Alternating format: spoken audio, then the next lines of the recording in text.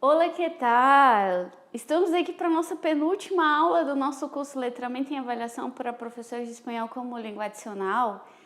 E o nosso penúltimo tema, né, agora faz parte do bloco, do nosso último bloco que é mão na massa, né? Então aqui a gente já aprendeu teorias, a gente já viu exemplos, né? Então agora vamos aqui ensinar alguns recursos, né, que já tem disponíveis na rede, a gente não precisa inventar a roda, tá bom? E eu vou mostrar para vocês, então, a elaboração de instrumentos tendo em vista as 4 habilidades, né, que a gente tem, né, na língua adicional. E aí eu espero que seja útil para vocês. Tem inclusive um documento, né, de uma prova de certificação que eu achei muito inspirador para futuramente elaborar instrumentos de avaliação em relação ao ensino e aprendizagem da língua adicional, né? Então, o nosso tema de hoje é o tema 19, penúltimo, instrumentos de avaliação, né? E aí eu questiono você, professor que está aí, ou professora, que tipos de instrumentos de avaliação pode se chamar instrumentos de avaliação ou instrumentos avaliativos, tá? Tanto faz. Você mais utiliza, né? Você utiliza mais prova, você utiliza mais seminário, e eu vejo que depende do contexto, inclusive da instituição em que você atua, né? Por experiências anteriores, eu já trabalhei em instituições que tinham instrumentos avaliativos pré-determinados, por exemplo, tem que ter uma prova, tem que ter um simulado, que fazia parte, né, que contabilizava ali no total de pontos dos alunos nesse sentido, tá bom? Então, mas se você tem a liberdade, hoje em dia, né, voltando na instituição em que eu atuo, é obrigatório ter 3 instrumentos de avaliação, né, mas não nos dizem de quais que devem ser. Então, a gente tem mais uma margem de liberdade aí para elaborar nossos instrumentos no Instituto Federal de Brasília, que é onde eu atuo, tá bom? Mas já estudei em escolas em que a gente tinha que passar um trabalho, era obrigatório um seminário, era obrigatório uma prova, mas assim varia de instituição para instituição. Aí estou fazendo só esse tipo de reflexão agora com você, tá bom? E aí eu pergunto, como se dá a escolha de seus instrumentos? A gente viu que o sistema pode mudar, né? Mas eu trouxe essa pergunta porque em alguns casos, por exemplo, em centros de idiomas, né? Centros de línguas também, eu vejo que os instrumentos de avaliação, geralmente as provas, né, prova oral, prova escrita, elas são desenvolvidas por um coordenador de área ou por um professor do nível, né? Eu sou do nível, por exemplo, E2, então eu vou elaborar as provas do nível E2 e compartilho com os meus colegas que também dão aula para esse mesmo nível, né? Então, em alguns casos, não é o próprio professor que elabora um instrumento de avaliação da sua própria turma, né? Então, como é que se dá a escolha dos seus instrumentos? Você pode variar, na sua instituição, ela permite que você, né, essa liberdade? Às vezes não, né? Mas como eu já havia dito anteriormente, a gente faz o que está ao nosso alcance, né? E isso é você mesmo que elabora seus instrumentos de avaliação. Além dos coordenadores, de outros professores elaborarem, tem materiais, né, do próprio livro didático que já vem com a prova pronta, né? Elaborado pelo elaborador do livro didático, né? Então, a gente tem vários caminhos aí para se aplicar e elaborar um instrumento de avaliação, às vezes nem precisamos elaborar, né? Embora, né, se sou eu que conheço os meus alunos, se sou eu que dou aula para eles, que eu sei o processo de cada um, o que eu abordei em sala de aula, eu quero que fique claro isso. O ideal seria, né, que eu mesma elaborasse os instrumentos de avaliação da minha própria turma. Porém, às vezes o contexto de muitas turmas, aquele conceito da praticidade, praticabilidade, às vezes o tempo ele não ajuda, né? Os professores têm muitas demandas e acaba sendo mais fácil dessa forma. Mas o ideal seria, mas às vezes, como a gente já viu nesse próprio princípio, o tempo não nos permite, né? E aí tudo bem, mas o ideal seria nós mesmos elaborarmos os nossos próprios instrumentos, né? E aqui eu me colocando como um sujeito de pesquisa também, eu pergunto para você o que você acha dessa questão, né? Questão entre aspas, que a gente vai ver a diferença de questão e item, né? Mais para frente. Mas aí essa prova foi que elaborei quando eu trabalhei em um centro de idiomas aqui, né? Do Distrito Federal. E eu perguntei, você, professor de espanhol, você dava conta de responder essa questão aqui tranquila? Né? Era uma turma, né, contextualizando, era uma turma de adultos, né? E nessa turma tinha alunos que estavam no ensino médio e outros subsequentes ao ensino médio, né? E aí, gente, o que esse aluno que nem quer ser professor de espanhol, não era o objetivo, né? Poderiam até ser futuramente, mas o que eu ganho de informação se meu aluno sabe as funções do ser? Isso aqui é tema de professor, de banca de concurso para professor, né? E muitos de nós, às vezes, nos confundimos com esse tema, enfim, é um tema muito complexo, mas o que acontece? Tinha no livro didático, como era uma prova que eu elaborava para todos os níveis, eu tinha que me basear no livro didático. Então, esse era o contexto dessa questão. Faria de novo hoje? Não sei, acho que não. Porque isso para mim não me fornece dado, não significa, não tem nada comunicativo nisso daqui, né? Olha essa também, essa aqui eu apliquei no primeiro ano do ensino médio, primeira série, né, do ensino médio, e aí, sobre a origem da palavra ralar, meu Deus, pobrecitos, né, porque tem origem na língua árabe, beleza, mas será que a gente sabe? É muito utilizado com verbos no modo indicativo. Gente, isso aqui não tem nada comunicativo. Em minha defesa, né, era uma escola que eu tinha mais de 20 turmas, e eu fazia assim com gabarito, porque aí eu fazia meio que uma força-tarefa, né, em casa para que me ajudassem a corrigir. Porque eu saía da escola com uma mala, ou alguns colegas professores me ajudavam a carregar, porque eram muitas provas para corrigir. E aí eu achava um tema no livro e desmiuçava até me dar... Essa prova tinha mais ou menos 5 itens, né? E em minha defesa, porque eu era uma turma de ensino médio, o objetivo deles era realizar a prova do Enem, do vestibular, né? Aqui no Distrito Federal a gente tem o programa de avaliação seriado PAS, que eles fazem ao final de todo ano do ensino, ao final do ensino médio de cada ano, né? Que é seriado, por isso que se chama programa de avaliação seriado. Então, para a gente falar de elaboração de itens, né, não como uma prova de vestibular, mas enfim, para a gente saber como funciona esse sistema, eu trouxe 5 conceitos-chave para a gente trabalhar aqui hoje, que é questão, item, matriz de referência, competências e habilidades e situação-problema. Trouxe também exemplos para ficar mais fácil de visualizar. Então, aqui, a gente vai ver a diferença de questão e item, né? A questão está relacionada à pergunta, né? Porque é uma questão, é um questionamento, é uma pergunta, né? E tem outras funções na escola, dentre elas a fixação de conteúdos. Mas aquela da prova mesmo, né? Do vestibular de exames de larga escala, a gente tem o item, né? Que ele possui regras e estruturas mais rígidas, né? Mas a gente não precisa se adentrar. Eu me colocando outra vez como cobaia aqui para vocês, eu tenho um exemplo de questão. Essa é uma prova de 8ª série do 4º bimestre, né, que hoje em dia é o 9º ano. Olha o tamanho do texto que eu passei para os meus alunos.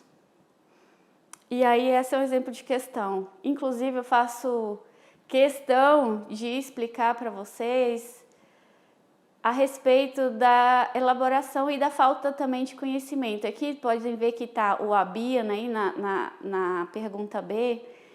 Por exemplo, falta de conhecimento mesmo de gramática, né? Hoje em dia a minha visão é diferente, mas essas elaborações ou perguntas, por exemplo, quantos personagens hay no cuento? Por exemplo, poderia ser de marcar. Então, essa questão aqui, essas questões aqui, eu não sei se agregam muito para o aluno, mas é uma interpretação de texto. É só para demonstrar de como eu fazia, a falta também de conhecimento sobre a elaboração de instrumentos de avaliação mesmo, mas isso aqui era bem no comecinho da minha carreira como professora, e que não é vergonha, eu mostro aqui para vocês o que eu elaborei, tá bom? Isso aqui que é chamado de questão, inclusive aí na parte de cima tá escrito questão, mas formalmente isso é um item, tem um texto base, esse aqui é da prova do Enem de 2023, bem recente, tá? E aí tem 2 textos base, e aí tem o item, né? O filme Como Estrellas en la Tierra, não sei o que. E aí tem as opções para marcar. Aqui está a fonte também, se vocês quiserem pegar a prova para dar uma olhada. E aqui fala também sobre matriz de referência, né? Que a matriz de referência é um instrumento norteador para a construção de itens. São estruturados a partir de competências e habilidades que se espera que os participantes dos testes tenham desenvolvido. Eu trouxe para vocês então a matriz do Enem, que fala em relação ao espanhol, que é eixos cognitivos comuns a todas as áreas do conhecimento, dominar linguagens, dominar a norma culta da língua portuguesa e fazer uso das linguagens matemática, artística e científica e das línguas espanhola e inglesa. Tá? Essa é uma matriz de referência. Porque a gente tem mais esmiuçadas competências e habilidades, né? E eu também, como professora, né, eu confundo a diferença de habilidades e competências, tá? Essa explicação me pareceu bem explicativa, é bem clara. Competência é a capacidade de mobilização de recursos cognitivos, socioafetivos ou psicomotores estruturados em rede, com vistas a estabelecer relações com e entre objetos, situações, fenômenos e pessoas, para resolver, encaminhar e enfrentar situações complexas. As habilidades, né, decorrem das competências adquiridas e referem-se ao plano imediato do saber fazer. Grosso modo, a competência é mais a teoria e a habilidade é a prática, né, de uma forma mais bem simplificada. Eu trouxe essa matriz de referência, né, de línguas adicionais ou línguas estrangeiras da Secretaria de Educação do Espírito Santo, que aqui da língua espanhola dispõe apenas do ensino médio. Do inglês, creio que seja ofertado do fundamental também, no nível fundamental. E aqui a gente tem do ensino médio, que fala das competências, habilidades e conteúdos, tá? Depois dê uma olhadinha. Aqui também tem a continuidade dos conteúdos, também me pareceu bem legal. E dê uma olhada em outras matrizes também, para vocês terem uma noção como que é legal, mas dá muito trabalho para desenvolver, tá bom? E aqui a gente tem a situação problema, né? Que é um desafio apresentado no item que reporta o participante do teste a um contexto reflexivo e instiga-o a tomar decisões, o que requer um trabalho intelectual capaz de mobilizar seus recursos cognitivos e operações mentais. Uma situação problema deve estar contextualizada de maneira que permita ao participante aproveitar e incorporar situações vivenciadas e valorizadas no contexto em que se originam para aproximar os temas escolares da realidade extraescolar. Eu trouxe aqui, né, essa situação problema que a gente vai ver também mais à frente, exemplos. Esse aqui é um print do guia para candidatos para realizar a prova do CIELE, né? A gente do espanhol conhece bastante o DELE e o CIELE.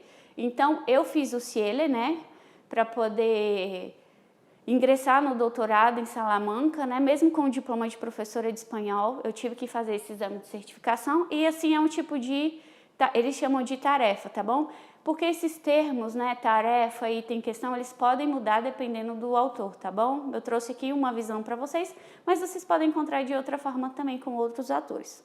Aqui nesse exame, eles chamam de tarefa. E essa tarefa, olha só que legal, uma situação, problema, você tem que recusar um convite, rechazar uma invitação. E aí o seu amigo te convida para o almoço, mas você não pode ir, ou às vezes você não quer ir, né? Tem isso também. E aí oferece, né, e vai uma série de critérios que você tem que seguir. Você tem que se desculpar, você tem que explicar as razões, você tem que propor alternativas. E eu achei essa situação problema um excelente exemplo. Pretendo, né, se for voltar a dar aula para o ensino, se eu for voltar a ensinar a língua espanhola, né, eu pretendo utilizar atividades como essa, bastante comunicativas, né, que isso acontece na vida real também, né. Então, essa aqui é a estrutura de um item, como a gente viu do exemplo do Enem. É um texto base, vem o enunciado e depois vem as alternativas, né, o que são partes constitutivas do item. Esse aqui é o guia do INEP, tá? De elaboração e revisão de itens, que eu também tirei muito material, tá nas referências, vocês podem dar uma olhada também se quiser. E aí a gente tem as alternativas, que são as possibilidades de respostas para a situação problema apresentada. E se divide em gabarito, os distratores e as justificativas, né? O gabarito é a resposta correta, né? Os distratores são aquelas respostas, né, que vêm juntamente com a resposta correta, que você elabora meio que para confundir, não seria no sentido de confundir, né? Mas aí que traz possibilidades de resposta correta para que de fato a gente quer saber se o candidato sabe ou não sabe, né? E as justificativas, né? Eu já tive uma experiência uma vez de elaborar itens, né, para um concurso, para uma determinada banca. E aí a gente, para elaborar o item, exatamente, o texto base, tem o gabarito e os distratores, a gente tem que justificar por que essas respostas estão erradas. E aí é bem trabalhosozinho, tá bom? E aí, achei bem legal, são 10 etapas, se eu não me engano, para elaborar um item, né? De acordo com esse guia de elaboração do INEP, que fala que selecione uma habilidade da matriz de referência, construa a situação-problema, dê preferência a fontes primárias, originais e sem adaptações, utilize preferencialmente textos que abordem temas atuais e sejam adequados ao público-alvo, evite a utilização de textos muito extensos, elabore itens inéditos. Nós, professores, não precisamos disso, tá? Claro, obviamente que não, tá? A gente já tem muita coisa na internet, nosso papel mesmo é dar uma filtradinha, né? Elabore sempre que possível até 3 itens abordando o mesmo texto base ou os mesmos textos base, desde que os itens contemplem diferentes habilidades. Evite abordagens de temas que suscitem polêmicas. Evite utilizar ou redigir texto base, enunciado e alternativas que possam induzir o participante do teste ao erro. Evitem pegadinhas, tá? Isso aí não traz nada de informação para nós, né? Sobre o enunciado, utilize termos impessoais como considere-se, calcula-se, argumenta-se. E não utilize termos como falso, exceto, incorreto, não errado. Puxando pela memória, não sei você, mas eu, em algumas provas no ensino médio principalmente, no fundamental também, eu errei a questão por acreditar que vinha numa sequência de marcar correta e do nada aparece o incorreto, né? Isso pode causar uma confusão, então evite isso, né? A gente busca sempre a alternativa correta, né? Inconscientemente e conscientemente. E não utilize termos absolutos como sempre, nunca, todo, totalmente, absolutamente, completamente, somente, tá? Não utilize sentenças como pode-se afirmar que, é correto afirmar que, tá? E construa as alternativas, né? Com paralelismo sintático e semântico, extensão equivalente e coerência com o enunciado, independentes uma das outras, de maneira que não sejam excludentes, negando informações do texto, nem semanticamente muito próximas, dispostas de maneira lógica, né? Sequência narrativa, alfabética. Eu gosto de colocar as alternativas de forma crescente, ou dependendo decrescente também, fica legal. Evite repetição de palavras que aparecem no enunciado, evite alternativas demasiadamente longas. Não use todas as anteriores ou nenhuma das anteriores, tá? E o gabarito deve estar exposto de forma clara, ser a única alternativa correta e não deve ser mais atrativo que os distratores. E os distratores não devem ser absurdos em relação à situação, problema apresentada, né? Tipo uma resposta nada a ver, nada com nada também, né?